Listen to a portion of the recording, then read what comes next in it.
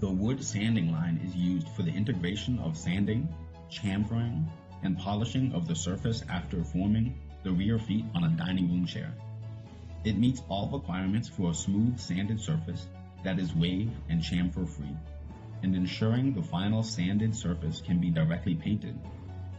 The wood sanding line reduces the amount of manual labor needed, which improves production efficiency and reduces labor costs. It is suitable for processing of dining chair furniture and irregular components at an affordable price.